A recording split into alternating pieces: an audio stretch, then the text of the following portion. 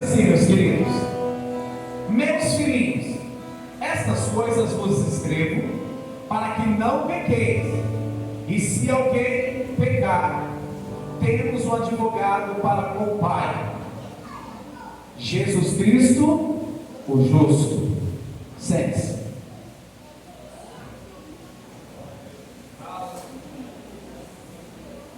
Quero que você preste atenção, porque Deus precisa falar conosco nesta noite. Já falou conosco no louvor, nas saudações, mas Ele tem algo especial para nós. Eu gosto muito desse texto, porque nos fala de um amor imenso de Deus para com o homem. O apóstolo João, o apóstolo do amor, apóstolo de Cristo, apóstolo amado, já com uma idade bem avançada e com uma longa caminhada com Cristo, ele escreve esta epístola, ou este capítulo 2, com o coração de um pai espiritual e um pai amoroso, colocando em sua carta a expressão chamada meus filhinhos. Quando ele expressa isso, meus filhinhos, ele está expressando um amor profundo, cuidadoso e uma preocupação com a noiva do Cordeiro, com a igreja de Cristo, refletindo o amor. João tinha um amor tão grande pela igreja, pelas almas, que era a mesma coisa se tivesse refletido o amor de Deus para cada um de nós. Deus, Ele nos chama de meus filhinhos, e essa expressão significa que Deus quer nos proteger, nos ensinar, nos conduzir a uma vida de santidade. Observe que assim como o pai que cuida, o pai e uma mãe que cuida dos seus filhos pequenos, Deus olha para nós com um olhar de ternura e deseja que vivamos livres do pecado, livres da concupiscência da carne, livres do sistema, mas em comunhão com Ele, aguardando o arrebatamento da igreja. Quando nós lemos aqui a primeira epístola de João, capítulo 2, versículo 1, é um convite especial para nós refletirmos sobre o amor de Deus, o perigo do pecado e a maravilhosa provisão que temos em Cristo Jesus, nosso advogado. E aí nós vamos entender por que Deus então nos chama de filhinhos. A expressão meus filhinhos, igreja, não é apenas uma demonstração de carinho, mas ela também aponta a nossa fragilidade. Deus, quando nos chama assim, não é somente de uma forma carinhosa, mas Ele conhecendo eu e você, sabendo que nós somos frágeis, que infelizmente estamos sujeitos a pecar, que infelizmente estamos sujeitos a errar, mas que nós também somos dependentes dEle. Alguém aqui é dependente de Deus? Alguém aqui ainda é dependente de Deus? Assim como uma criança precisa cuidadosamente do cuidado dos seus pais, nós dependemos dos cuidados de Deus para todos os dias da nossa vida, porque é Ele que nos protege, é Ele que nos guarda, é Ele que nos livra, é Ele que nos ensina o caminho da verdade, é Ele que nos exorta todos os dias, dizendo: não é esse caminho que você deve seguir, não é por aqui que você tem que seguir, mas sim seguir o caminho da verdade. É por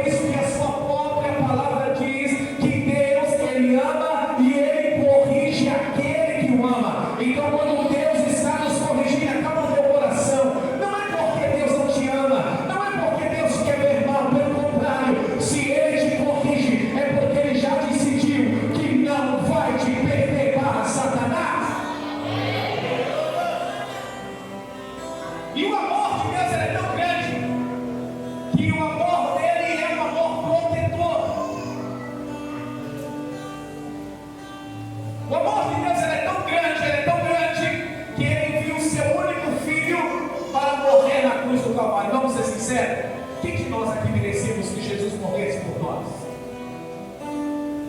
Porventura eu merecia de forma alguma. Você merecia, mas ele em momento algum desistiu da cruz, porque ele acreditou no projeto. Qual o projeto, pastor? O projeto da salvação, e que o seu nome está escrito no livro da vida. No livro de 1 João, capítulo 3, versículo 1, nós vamos entender que ele está dizendo que veja que o imenso amor nos tem concedido um Pai, a ponto de sermos tratados como os filhos de Deus, e em realidade, nós somos filhos de Deus, por motivo que o mundo não conhece, porquanto nos conheceu a Ele mesmo. O amor de Deus é tão grande, Ele é tão grande, que mesmo quando nós pecamos, Ele não desiste de nós. Ele nos corrige, Ele puxa nossas orelhas, Ele nos exorta, Ele fala: não é por esse caminho que você tem que seguir, não é por aí que você tem que andar, isso eu não estou me agradando. Mesmo assim, Ele não desiste do teu amor por nós. Existem pessoas que acham que o amor de Deus é massagezinho na cabeça e achar que está tudo bem, que Deus vai concordar com o pecado. Estamos vivendo uma época em que pastores e igrejas têm pregado que só de você aceitar Jesus está tudo bem, está tudo ok, você pode tomar a ceia de qualquer jeito, você pode viver uma vida de qualquer jeito. É mentira, é lorota de Satanás, porque Deus quer, Ele nos ama sim, perdoa nossos pecados sim, mas Ele quer uma igreja lavada, remida pelo sangue do Cordeiro, uma igreja sem mancha, uma igreja sem pecado, uma igreja pronta para morar no céu.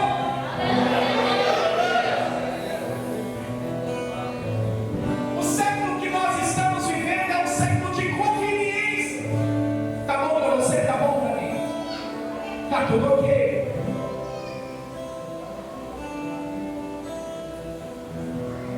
Se tá bom para você, tá bom para mim? Ok, bacana. Não, o Evangelho de Cristo não é isso. Jesus nunca vai se compactuar com o seu erro. Jesus nunca vai se compactuar com o seu pecado. Jesus, Ele ama o pecador, mas Ele não ama o pecado. Deus tem um amor por você enorme. Deus, Ele tem um zelo por você enorme. É por isso que quando você erra, Ele começa a te dizer: não é assim, se converte. Foi por isso que Ele disse para Israel: ó Israel, converte e prepara-te para encontrar com o Senhor teu Deus.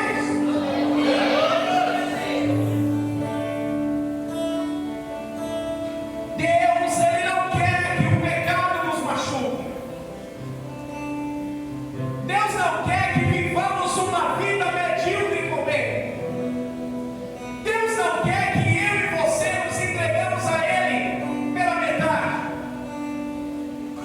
Deus não nos quer somente no culto de domingo. Deus não quer que eu sirva a Ele só no domingo. Deus não quer que eu sirva a Ele só quando eu acho que para mim está bom. Deus quer que eu o sirva em espírito e em verdade, que eu adore Ele na segunda, na terça, na quarta, na quinta, na sexta, no sábado, no domingo, no mês inteiro, o dia inteiro, o ano inteiro. Ele quer que o adoremos em espírito e em verdade. Eu sempre vou dizer: tocar aqui naquela mesa é fácil, porque hoje em dia virou moda participar da Santa Ceia. Até alguns teólogos de plantão, não sei onde eles arrumaram, qual é a Bíblia que eles estão estudando, que Jesus nunca falou que batizar não tem, que quem não é batizado, quem não está em comunhão não tem que tomar ceia. Quero saber qual é a Bíblia que eles achou isso. Me prova, pastor, eu vou me provar, porque a primeira ceia foi servida quando depois que Jesus desceu as águas, passou a tentação pelo deserto e reuniu os seus discípulos. Depois, a presença do Espírito Santo, o batismo mesmo com o Espírito Santo só veio para os crentes após Cristo morrer e ressuscitar, dizendo: eis que vou para o meu Pai, mas vos enviarei um Consolador, que é o Espírito Santo de Deus. Mas hoje nós estamos vivendo um evangelho de facilidade.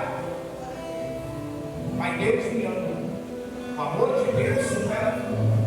O amor de Deus, não, estamos no tempo da graça. Sim, estamos no tempo da graça. Mas você sabe o que é a graça?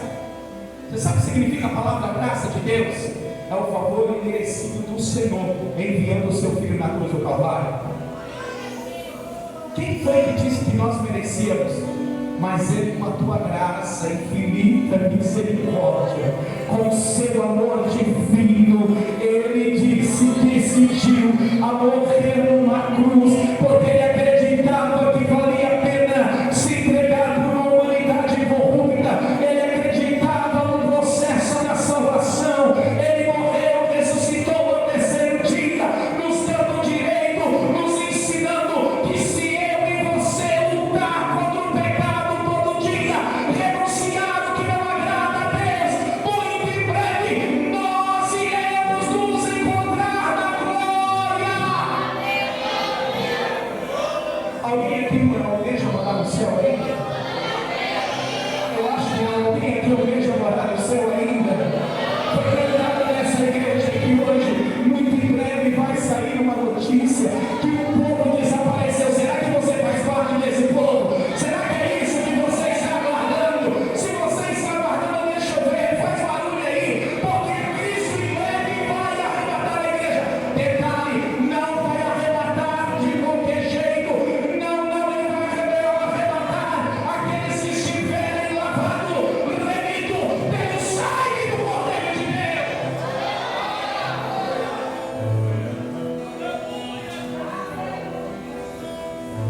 O amor de Deus não quer que vivamos vida dupla.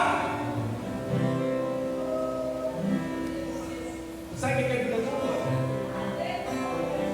Vida dupla aqui na igreja eu sou crente. Eu pulo, eu oro, eu profetizo, eu sou cheio do manto, mas lá fora só Jesus na causa. Não dou testemunho de cristão, não amo meu próximo, sou mentiroso. Não é esse tipo de vida que temos que viver. O amor de Deus hoje nos exorta que se nós pecarmos, há quem vai nos justificar, mas para nos justificar tem que confessar o pecado e se arrepender. João nos lembra que devemos viver longe do pecado, pois o pecado ele é o maior obstáculo entre o homem e Deus, entre a nossa relação com Deus. Livro de Isaías 59:2 diz: as vossas iniquidades fazem separação entre vós e o vosso Deus. Não tem como Deus se compactuar. A sua vida tem que mudar, a minha vida tem que mudar. Não é tempo mais de nós ficarmos marcando bobeira. Não é tempo mais a gente ficar vivendo uma vida dupla com Deus. Deus não quer vida dupla. Deus quer que nós nos posicionamos e servimos a Ele de verdade. Servir a Deus de verdade é abrir mão do que não agrada, é abrir mão daquilo que decepciona a Deus. Pastor, mas se eu pecar, confesse o seu pecado, recomece de novo, mas não desista de servir a Ele. E o pecado ele traz consequências horripilantes, tanto espirituais, emocionais e até físicas. Aprenda, Deus ama o pecador, mas abomina o pecado. Ele envia Jesus para nos salvar e nos purificar de todo o pecado. Mas infelizmente o pecado continua sendo algo que desagrada profundamente o nosso Deus. Por isso que o Espírito Santo sempre, constantemente Ele nos orienta para não pecarmos e andarmos em santidade, e rejeitarmos as tentações que o inimigo coloca diante de nós. Esses dias eu disse, não sei com quem eu estava conversando, e a gente falando da Bíblia, é uma guerra constante. Essa danada dessa carne aqui, irmão, ela gosta dos prazeres da carne. Sim ou não? A carne gosta de pecar mesmo. Para a carne pecar é bom demais. Mas ela adoece a alma, ela adoece o espírito. Lembra de Davi? Davi, depois que ele pecou contra Deus, ele ficou sem rumo. E o pecado te leva a fazer uma besteira atrás da outra. Olha quanto de besteira que Davi fez, até reconhecer que ele havia pecado, até reconhecer que ele tinha errado. Olha as consequências que vieram, meu irmão. Quando você peca diante de Deus, Ele vai te perdoar, fique tranquilo. Se você pedir com sinceridade e abandonar a prática do pecado. Não é você pecar, Jesus me perdoou, hoje amanhã eu vou pecar, não. É abandonar a prática do pecado, é renunciar. Mas infelizmente vai haver consequências. E as consequências, elas são horripilantes. Mas graças a Deus, que para aquele que se arrepende de verdade, há um advogado. Você sabe o nome dele? Ninguém sabe, você sabe o nome dele? Eu vou perguntar de novo, você sabe o nome dele? E esse advogado é que intercede por nós. Você já viu o que um advogado faz na frente do juiz? Ele intercede pelo réu. Ele faz de tudo para que o réu ou ele pegue uma pena menor ou ele seja absolvido. Jesus Cristo, Ele é o único mediador entre Deus e os homens. Ele é o único, não há outro. Livro de 1 Timóteo, capítulo 2, versículo 5 diz: porque há um só Deus, um só mediador entre Deus e o ser humano. Ele é que nos defende, mas também pagou um alto preço pelo nosso pecado com o seu próprio sangue. Pastor, mas como que Jesus vai advogar nossa causa? Primeira coisa, quando nós nos confessamos diante dele. Para que Jesus seja o meu advogado, eu tenho que confessar os meus pecados com sinceridade. Livro de 1 João 9 diz: se confessarmos os nossos pecados, Ele é fiel e justo para nos perdoar todos os pecados e nos purificar de qualquer injustiça. Sabe como é que eu comparo isso? Eu imagino, esse dia eu estava de viagem, ouvindo, faz assim, irmão. E a gente vinha de Juína para cá e a gente entrou nesse texto. E a gente fez uma comparação. Imagina, dia de audiência, o Pai e o Filho, Deus e Jesus Cristo. Eu imagino, a gente só imaginou Deus falando assim: hoje é dia da gente analisar os casos. Não é assim que o juiz faz? Vamos analisar os casos.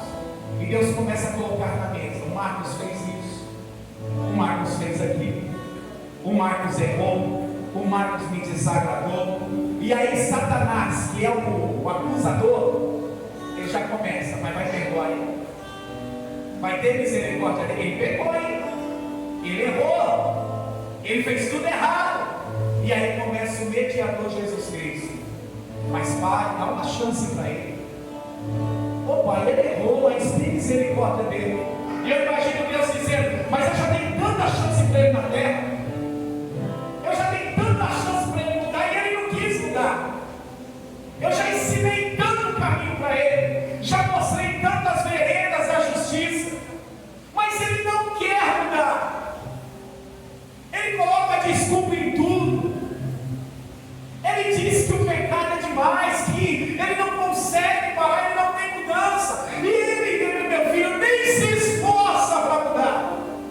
Mas Jesus está lá: Pai, tem misericórdia dele. Ele pecou, Pai, ele é falho, mas ele está orando, ele está tentando mudar. Aí Deus olha e fala: meu filho, irmãos, a Bíblia não diz, eu estou fazendo uma comparação, uma imaginação, sabe? Eu gosto dessas coisas. E de repente, irmãos, a conversa vai ficando séria. Quando Deus está pronto para decidir, esse não tem mais jeito. Eu acredito que Jesus, com olhar de ternura, aleluia.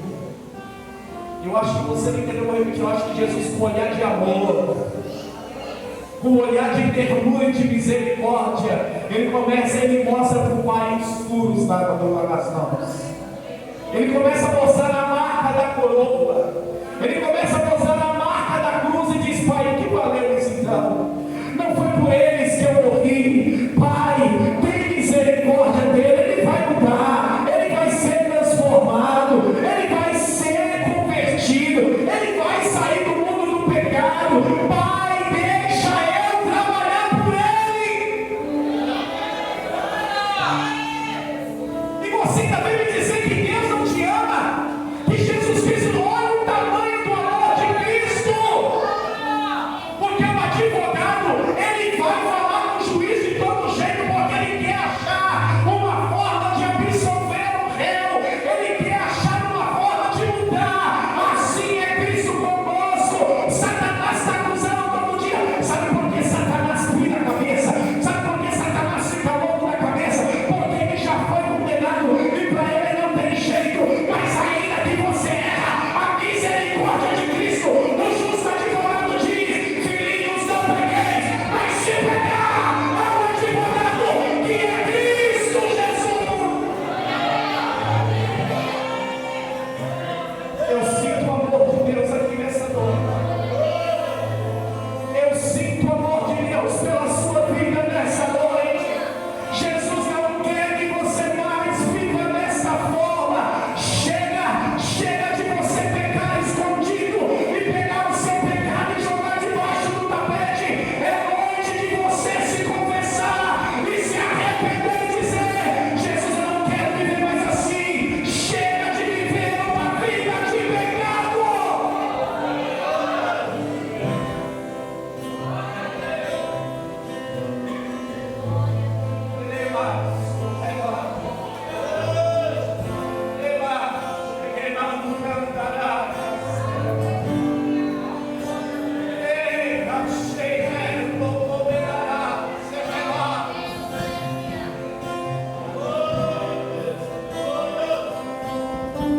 O que você quer mais que Jesus faça para você entender o amor dele?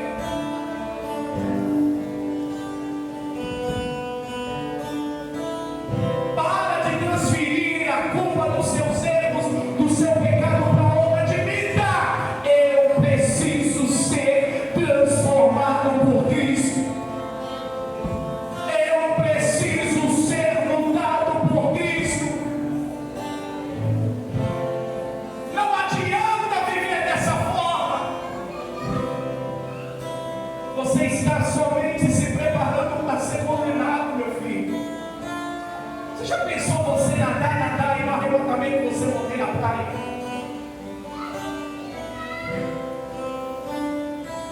Você já pensou se Jesus voltasse agora? Como que nós nos apresentaríamos a Ele? Faça sua auto-reflexão.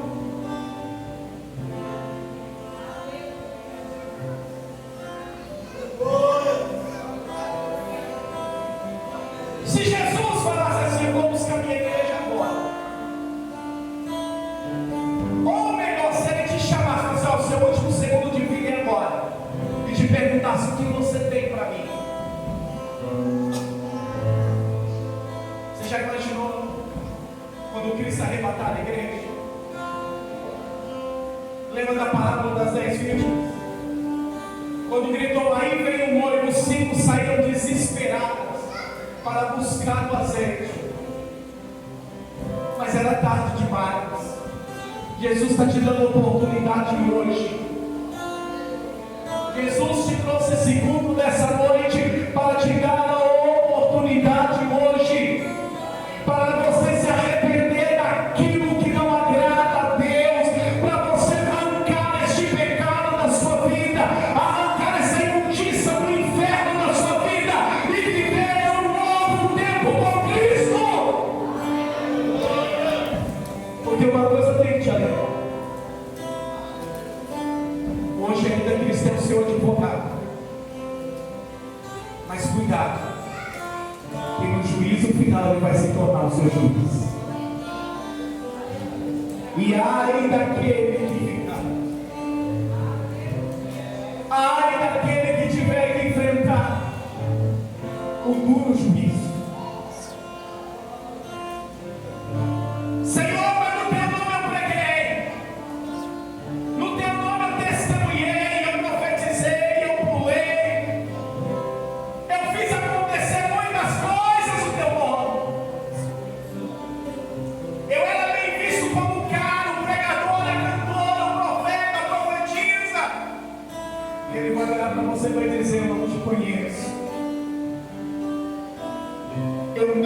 conheço, apartai de mim. Ele está te dando a oportunidade hoje. Arrependa-te quando é tempo, muda a sua vida enquanto é tempo, abandona o erro enquanto é tempo e tenha uma nova vida com Cristo. Não adianta, nos bastidores Jesus está te vendo.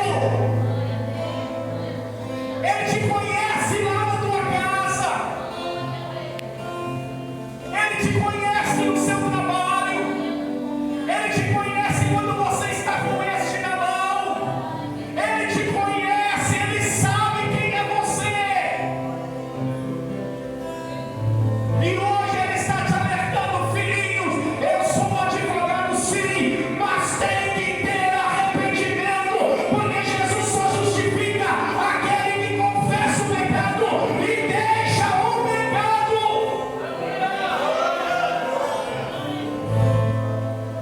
Pastor, por que nesses dias eu estou batendo muito nessa tecla? Porque Jesus está voltando, igreja. E eu não quero me perder, eu quero que essa igreja se perca. Pregar livramento é gostoso, mas eu amo. Cantar então nem se fala, mas eu ainda amo mais. O meu nome escrito no livro da vida para eu morar no céu. E eu tenho que lhe pregar a verdade. Jesus te ama sim, mas Ele não ama a prática do pecado que você está vivendo. Hoje você tem a escolha. A escolha não é minha. A escolha é sua. Hoje Ele está te dando a oportunidade de você escolher.